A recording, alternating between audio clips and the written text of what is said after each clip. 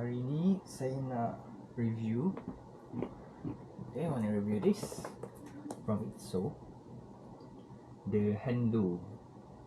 Okay, so this video is unboxing video of this product. Says here Asia Pacific excellent brand from 2009 to 2021. Award Asia Pacific top excellence brand.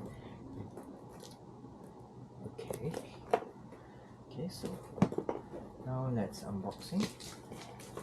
Okay.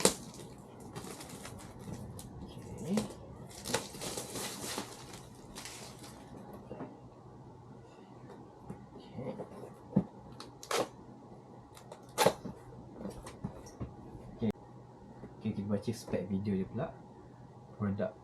Produk spek dia. Model ISO 110.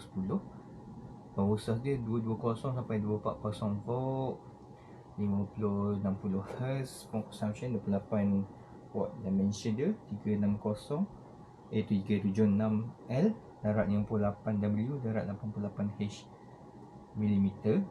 Weight dia 540. Nampak tak? Okay, so kita unboxing.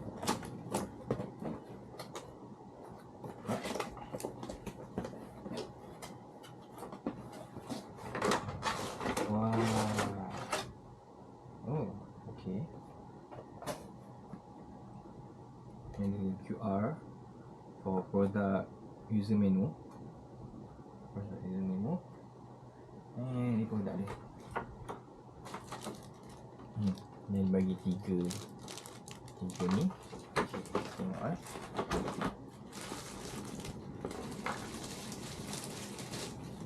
ya. Tadi time pergi kat kedai, orang kedai kata yang ni sesuai untuk tepi-tepi, apa namanya, dekat otot, dekat kuku tu, tepi macam sendi-sendi lah, sendi tepi ni sesuai kat tu. Lepas tu yang ni sesuai untuk macam kat belakang, kat lemak tu kan. Dia lebih gegaran katanya lah. Ya ke? Kurang macam tu lah. So sekarang kita akan cuba. Banyak juga kabel dia. Okay, dia 3 pin so kita tak payah cari. Okay, dah plug. Dah cucuk plug in. So kat sini dia ada 2 mode. Fast tolak atas, slow tolak bawah. Okay, ni slow dia, ni fast dia. Dengar tak? Okay, ni yang rata ni kan. Aduh, kita try slow ni. Oh, sedap. Dia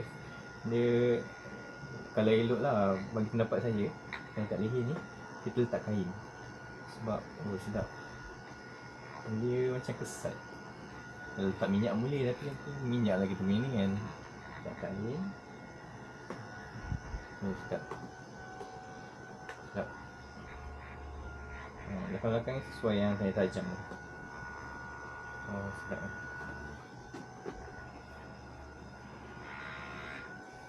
Try laju pula.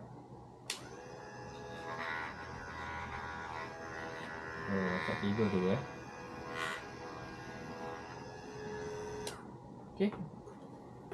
ITSU comel So ni lubang untuk gantung ni kot kan. Macam kat kedai-kedai salon ada gantung macam ni. Menarik juga. Itu saja review saya untuk produk ni. Peace.